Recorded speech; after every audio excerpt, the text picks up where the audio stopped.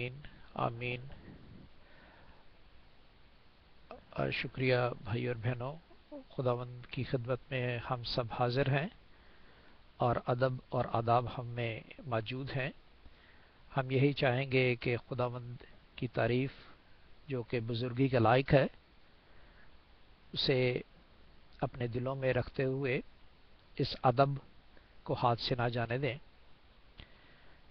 اور دوسری بات یہ کہ جب بھی پادری صاحب آئے، پادری ملک صاحب، تو میں چاہوں گا کہ وہی کلام سنائیں اور میں پھر کلوز اپ کر دوں گا، اور پھر ہم ان سے ریکویسٹ کریں گے کہ وہ جاری رکھیں جو بھی خداوند نے انہیں پیغام دیا ہے۔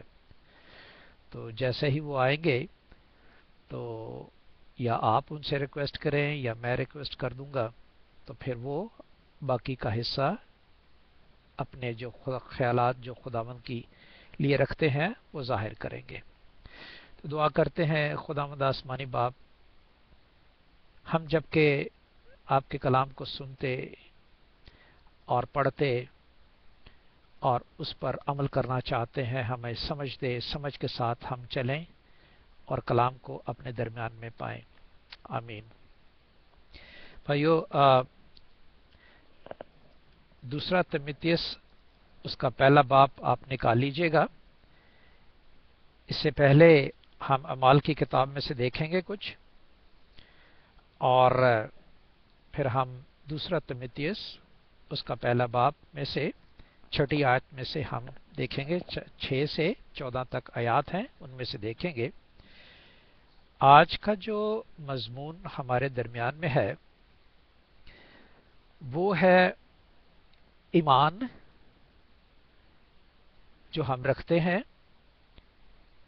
لیکن اس کو سنبھالے رکھنا، اس کی حفاظت کرنا ہمارا کام ہے۔ Today we are going to preach the faith, about faith, and with faith we get the promise of God.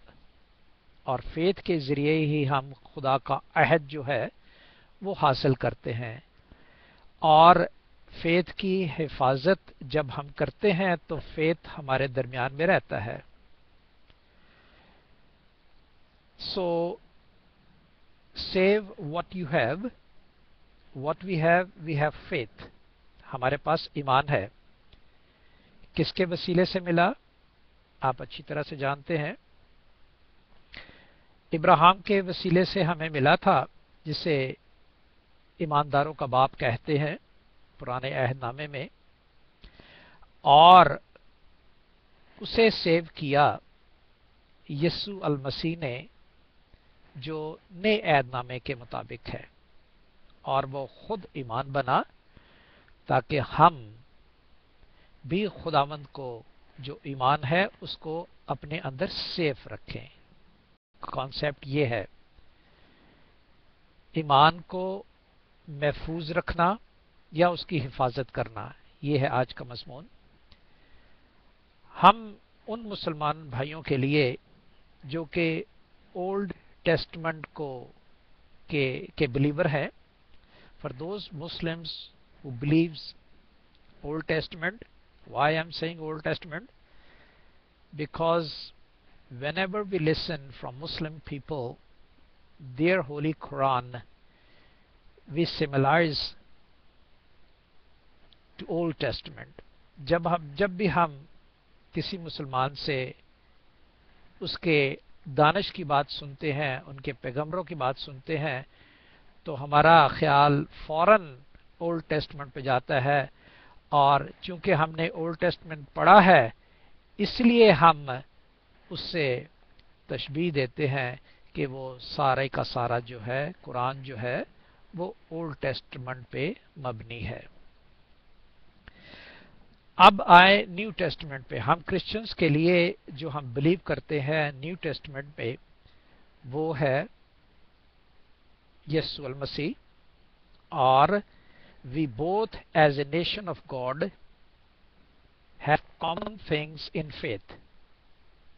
ہم دونوں नेशनों में जो खुदा की बनाई हुई हैं, उन दोनों में कॉमन बात क्या है? वो फेथ ही है।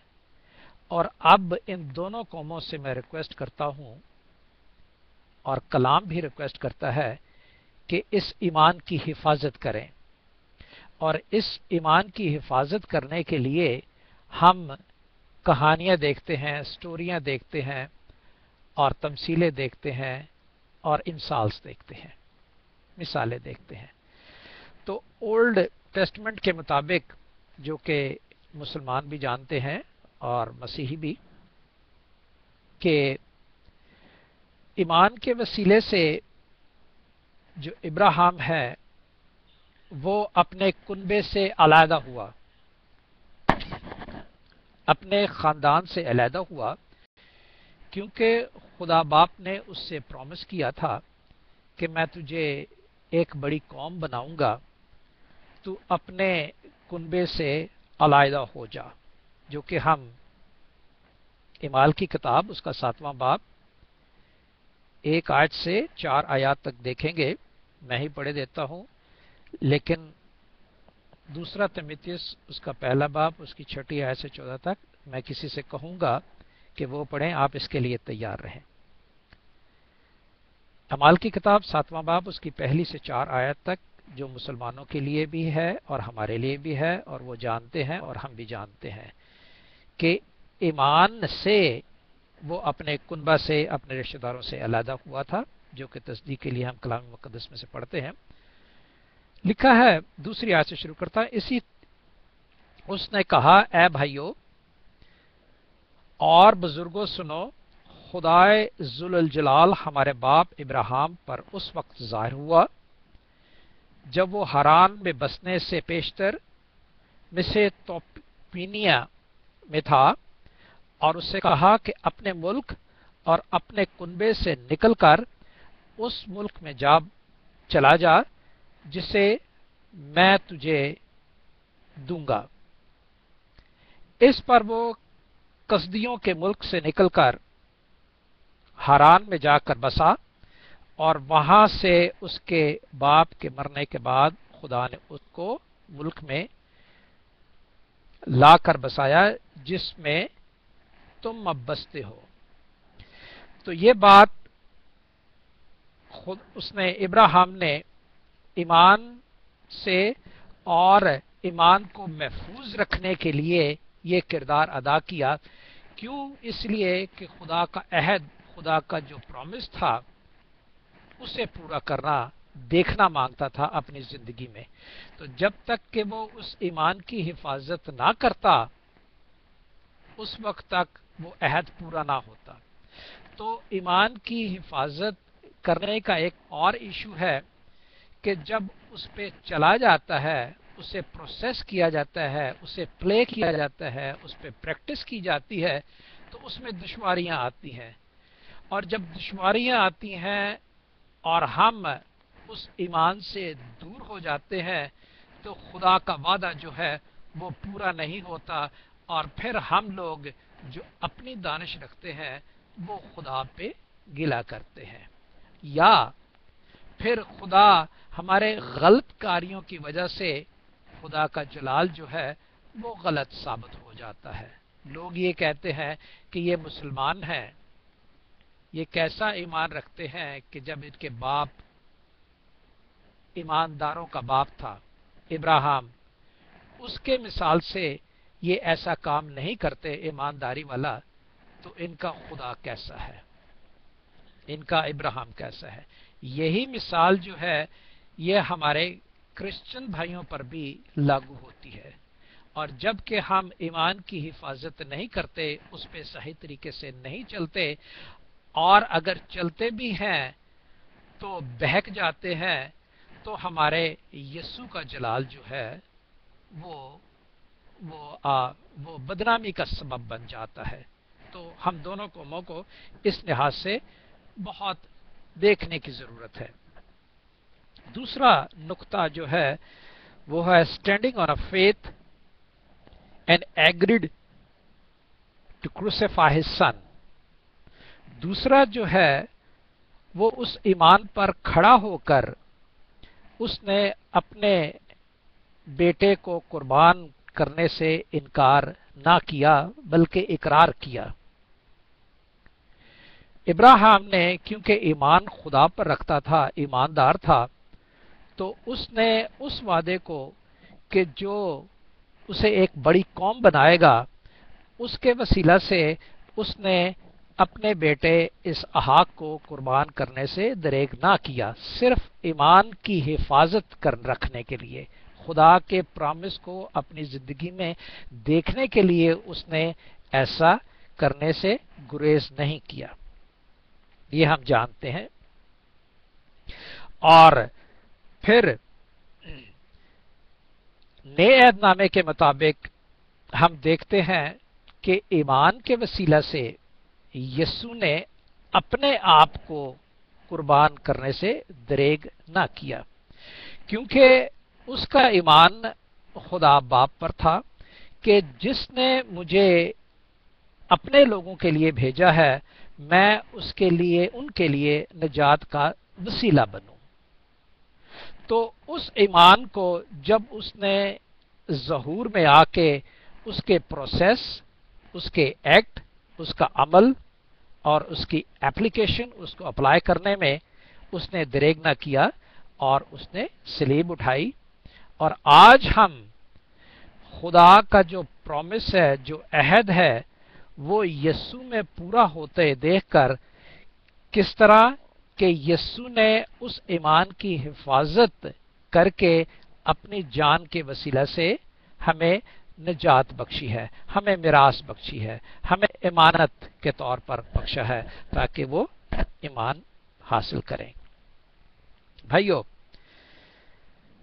ایمان ہی کے وسیلے سے یسوع نے دکھ بھی اٹھایا اور ایمان ہی کے وسیلہ سے وہ اس نے اس صلیبی پیغام کو عملی جامہ پہنایا۔ کیونکہ اگر اس ایمان کی وہ حفاظت نہ کرتا تو خدا کا وہ پرومس جو یسایہ نبی کی کتاب میں اس کے 7ویں باب میں کیا گیا تھا، وہ پورا کیسے ہوتا؟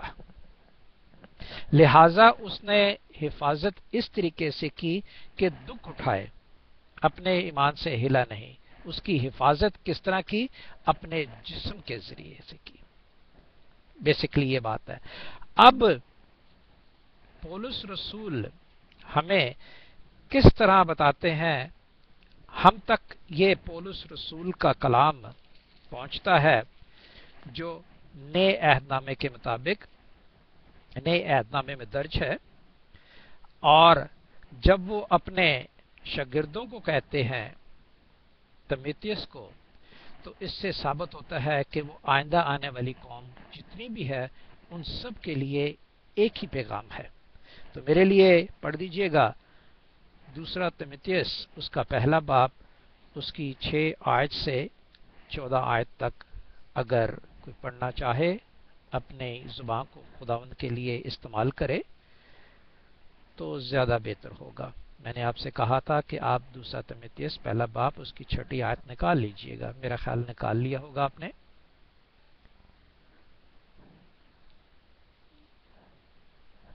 اگر نہیں نکالا تو میں ہی پڑھوں گا ٹائم ضائع کیے بغیر۔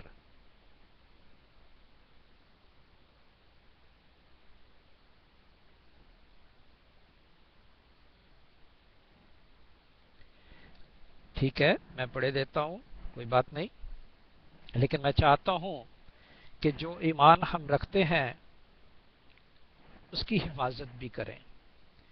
ہمارا ایمان ہے کہ یہ خداوند کا کلام جو ہمارے لیے دیا گیا ہے یہ ہماری زندگیوں کے لیے بہتر ہے، اور اس کی حفاظت اسی طرح سے کی جاتی ہے کہ اس کلام کو اپنے دل میں رکھیں۔ اگر دل میں ہوگا تو یہ پڑھا بھی جائے گا، سنا بھی جائے گا اور عمل بھی کیا جائے گا، اور اس کی حفاظت کرنا عمل سے ہوتا ہے۔ اور عمل کیا ہے؟ جب کہا جائے پڑھنے کے لیے تو وہ آدمی پڑھے جو جانتا ہے کہ میں پڑھ نہیں سکتا، تو زیادہ بہتر ہوگا۔ کیوں؟ اس لیے کہ جو پڑھ سکتا ہے وہ تو پڑھ سکتا ہے، اور جو نہیں پڑھ سکتا آج ہمارے پاس اس کے لیے ایک نصیحت کا سبق لیٹس پلیٹ فارم کی آئی ڈی پر موجود ہے. تو اس پریکٹس کے لیے اس کو پڑھے تاکہ کمی جو ہے پڑھائی میں وہ پوری ہو جائے. ہم آپس میں تو پڑھ سکتے ہیں، ہم شرمائے وہاں پہ جہاں پہ غیر قوم کے سامنے ہم پڑھ نہیں سکتے، تو ہم اس وقت شرماتے ہیں. لہٰذا میں پڑھے دیتا ہوں.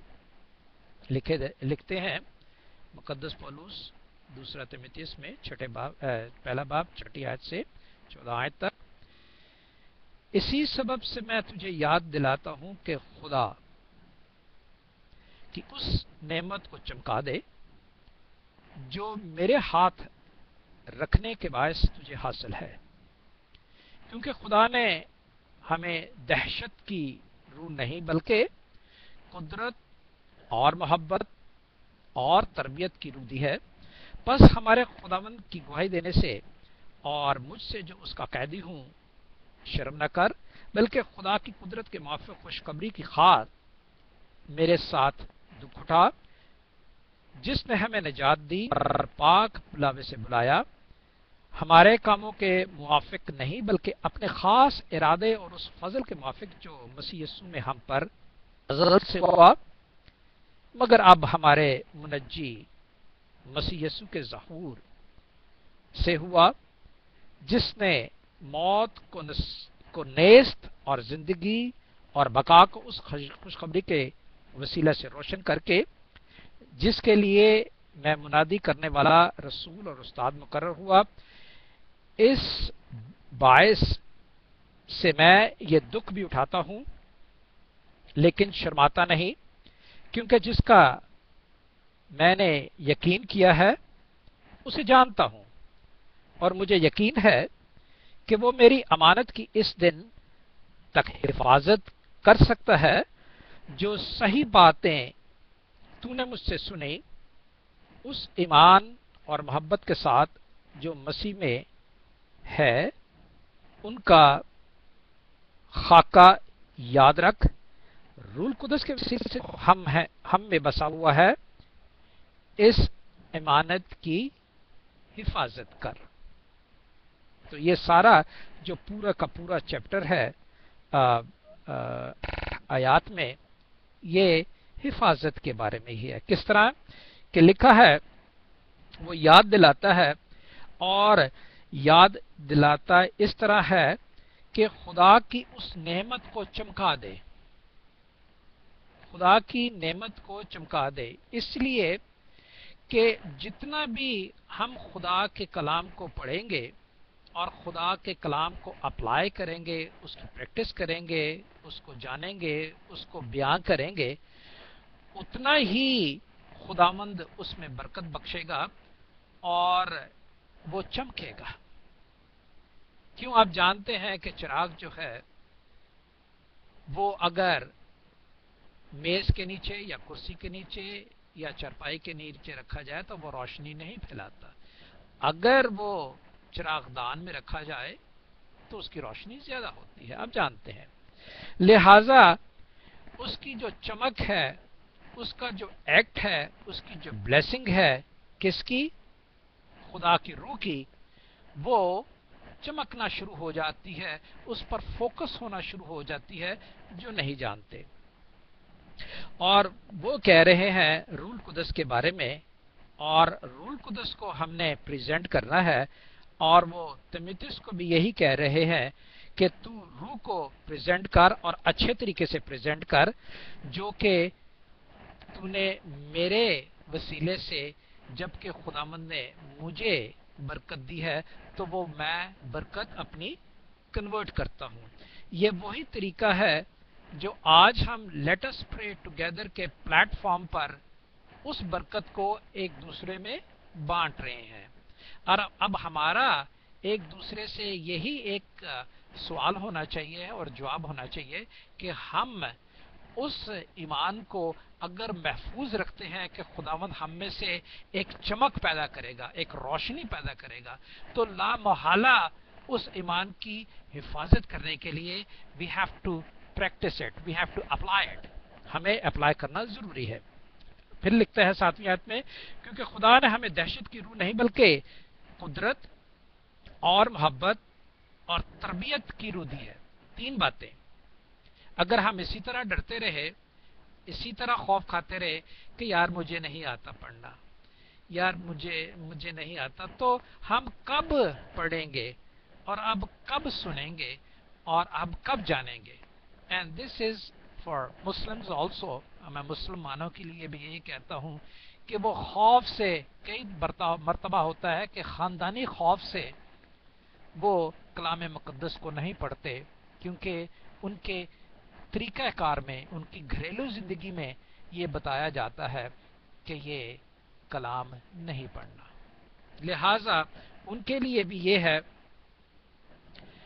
جس طرح وہ جانتے ہیں کہ ابراہیم نے اپنے کنبے کو اور خاندان کو پورے کو چھوڑ کر خدا کی بات مانی تھی، اور خدا نے آج بھی اس کا وعدہ آج تک قائم رکھا ہے، بلکہ ہمارے ختم ہو جانے تک آئندہ صدیوں میں بھی اس کا وعدہ قائم رہے گا۔ تو اگر ابراہیم اس وقت ڈر جاتا اور قربانی نہ کرتا اور ڈر جاتا، اپنے خاندان کو نہ چھوڑتا، تو کیا اس نے ایمان کی حفاظت کی؟ اس نے ایمان کی حفاظت نہیں کی، اس نے خدا کے اس پرومس کی حفاظت نہیں کی، تو اسے پرومس کیسے ملتا؟ تو same resemblance we are having in our body, ہماری باڈی میں بھی وہی بات موجود ہے، کیونکہ ہم ابراہیم کی طرح ہی پیدا ہوئے ہیں اور ابراہیم کی طرح ہی زندگی گزار رہے ہیں۔ گو زمانہ فرق ہے لیکن زندگی ہی ہے، اور وہ قدرت جو اس میں آئی تھی، اس نے بیان کی، وہ قدرت ہم میں بھی ہے، اور وہ قدرت جو ہے وہ ہمیں دہشت یا خوف اور خطر کی روح نہیں دیتی، بلکہ ہمیں سچائی پیش کرنے کی روح دیتی ہے قدرت، اور وہی محبت جسے ہم خدا کہتے ہیں، لکھا ہے قدرت اور محبت اور تربیت، وہی محبت جسے ہم خدا کہتے ہیں۔ God is love and love is God, خدا محبت ہے اور محبت خدا ہے، وہی اگر ہمارے درمیان میں ہے تو ہمیں سچائی اور محبت جو ہے، پیار جو ہے، ایک دوسرے کی ہمدردی جو ہے، وہ آزاد کرتی ہے۔ اور تربیت صحیح طریقے سچائی پہ چلنا انسان سمجھ جاتا ہے محبت کے ذریعے اور قدرت کے ذریعے مل جاتی ہے۔ آگے لکھتے ہیں 8ویں آیت میں، پس ہمارے خداوند کی گواہی دینے سے اور مجھ سے جو اس کا قیدی ہوں شرم نہ کر، بلکہ خدا کی قدرت کے موافق خوشخبری کے خاطر میرے ساتھ دکھ اٹھا۔ He is giving a same example like Jesus did۔ وہ وہی بات بتاتے ہیں جو خداوند نے کیا، وہ گھبرائے نہیں، حالانکہ آپ جانتے ہیں کہ ان پہ 3 ایلیگیشن لگائے گئے تھے۔ کون سا ایلیگیشن؟ ایک ایلیگیشن یہ لگا تھا کہ تو جو لوگوں میں سے بدروئیں نکالتا ہے وہ بال بز کی مدد سے نکالتا ہے، تو بدروؤں کا مالک ہے، اور تو بدرو، تیرے میں ایک روح بد روح ہے جس کے وسیلے سے تو دوسری بدروؤں کو نکالتا ہے۔ پہلا ایلیگیشن۔ دوسرا ایلیگیشن کہ تو نے کہا ہے کہ اس ہیکل کو میں 3 دن میں ڈھا دوں گا، اب بنا دوں گا، سوری، تم اسے ڈھا دو، میں 3 دن میں بنا دوں گا۔ تو کس طرح بنائے گا؟ لیکن پھر تیسرا ایلیگیشن انہوں نے یہ لگایا کہ تو کہتا ہے کہ میں خدا کا بیٹا ہوں۔ یہ 3 ایلیگیشن لگے تھے، اور ان تینوں ایلیگیشن میں جب اسے پوچھا گیا تو خداوند نے کہا کہ میں اگر تم سے کہوں تو تم میرا یقین نہ کرو گے، اور اگر میں تمہیں بتاؤں تو تم دل سے معلوم نہ کرو گے۔ وہ کیوں؟ کیونکہ تم سنتے ہوئے بھی نہیں سنتے، دیکھتے ہوئے بھی نہیں دیکھتے، اور دل رکھتے ہوئے معلوم نہیں کرتے. اب تم نہیں جانتے کہ جسے میں کہتا ہوں کہ ہیکل بنانے کے لیے 3 دن میں بناؤں گا، وہ ہے میرا جی اٹھنا. اور اگر میں بال بز کی، اگر میں بدرو کی مدد سے نکالتا ہوں تو تمہارے پاس اتنے لوگ ہیں جن میں بدرویں ہیں اور دوسرے ڈیمنز ہیں، وہ کیوں نہیں نکالتے؟ وہ کس لیے نہیں نکالتے؟ ان میں کیوں اتنی طاقت نہیں ہے؟ ان میں بھی تو طاقت ہونی چاہیے. میں ان کی مدد سے نہیں نکالتا. مجھ میں خدا ہے اور میں وہی خدا کی روح ہوں جو تمہارے درمیان میں بستا ہوں. اس لیے تم میرا یقین نہیں کرتے کہ خدا کس طرح ہمارے درمیان میں بستا ہے، خدا کس طرح رہتا ہے. اب تیسری ایلیگیشن جو لگائی تھی کہ تو خدا کا بیٹا ہے، تو خدا نے کہا تھا کہ تو نے خود ہی کہہ دیا. عبرانیوں کا خط اس کے 3 باب میں آپ دیکھ لیجئے گا، اس کی 10ویں آیت میں لکھا ہے. متی کی انجیل اس کا 13واں باب اس کی 10ویں آیت. متی کی انجیل 13 باب اس کی 10ویں آیت میں یہ قصہ درج ہے. اگر آپ پہلی آیت سے پڑھیں گے تو بیج بونے والی کی تمثیل ہے اور آگے پھر یہ قصہ شروع ہو جاتا ہے. خیر اینی ہاؤ، پھر 9ویں آیت میں یہی لکھا ہے کہ جس نے ہمیں نجات دی اور پاک بلاوے سے بلایا، ہمیں ہمارے کاموں کے موافق نہیں بلکہ اپنے خاص ارادے اور اس فضل کے موافق جو مسیح یسوع میں ہم پر ازل سے ہوا ہے وہ ظاہر کرے گا. وہ جو ظہور ہوا ہے اس ایمان کا، اور اس ایمان نے اس کی حفاظت کی ہے. کیسے؟ اپنی جان دے کر. جان دینے تک تو وفادار رہے تو زندگی کا تاج پہنے گا. تو وہ نجات جو ہے وہ ایک پاک بلاوا ہے، کالنگ ہے. And that salvation is calling for us. You cannot say that I don't have a calling, that's why I'm not preaching. I don't have a calling, that's why I'm not preaching. Yeah, I am not worshipping. Yeah, I am not reading Bible. Yeah, I cannot pray. Don't ask me to pray. تو ہم یہ نہیں کہہ سکتے کہ ہمیں بلاوا نہیں. اگر بلاوا نہ ہوتا تو why God is giving me a faith and why God is promising me that I will put you in my kingdom and your salvation is through me. خدا پھر یہ کیوں کہتا ہے؟ لہذا ہر آدمی کے لیے، ہر مسیح کے لیے اور ہر مسلمان کے لیے اگر وہ جانتا ہے کہ وہ ابراہیم کی اولاد سے ہے تو اس کے لیے بلاوا ہے، لیکن اس کو سنبھالنے کے لیے وہی طریقہ اختیار کرنا چاہیے جو کہ نبیوں نے، ابراہیم نے اور خاص کر یسوع نے، جو کہ نبیوں نے بھی نہیں اور ابراہیم نے بھی نہیں اور دوسرے بزرگوں نے بھی نہیں ادا کیا. صرف ایک ہی بزرگ نے عطا کیا جو خداوند یسوع مسیح ہے. اور وہ لکھتے ہیں اس فضل کے موافق جو مسیح یسوع میں ہم پر ازل سے ہوا. اس یسوع المسیح کے وسیلے سے. کیوں؟ انہوں نے اس ایمان کی حفاظت کر کے اس وعدے کو، اس پرامس، اس عہد کو ہمارے درمیان میں قائم کیا. رائٹ؟ اب 11ویں آیت. ٹائم میں زیادہ نہیں آپ کا لینا چاہتا، میرے پاس صرف 3 منٹ باقی ہیں. 10ویں آیت چلے پڑھ دیتا ہوں. مگر اب ہمارے منجی یسوع مسیح کے ظہور سے ظاہر ہوا، جس نے موت کو نیست اور زندگی اور بقا کو اس خوشخبری کے وسیلے سے جو روشن کر دیا، جس کے لیے میں منادی کرنے والا اور رسول اور استاد مقرر ہوا. لہذا جب یسوع انہیں ملے تھے تو انہوں نے ان سے یہی کہا تھا کہ تو مجھے کیوں ستاتا ہے؟ حالانکہ जो रसूल था, रसूल पौलुस रसूल था, वो यसू को तो सता नहीं रहा था, वो खुदा को तो नहीं सता रहा था, बल्कि वो ये समझता था कि मैं खुदा के लिए काम कर रहा हूं, उन लोगों को मार रहा हूं जो खुदा खुदा करते हैं और इनमें इतनी काबिलियत नहीं है कि ये ना तो ये खुदा को जानते हैं और ना कुछ करते हैं, वैसे ही खुदा खुदा करते हैं, मैं उन्हें मानता हूं। वो अपने तरीके से अपने आप को दूसरों से कंपेयर कर रहा था।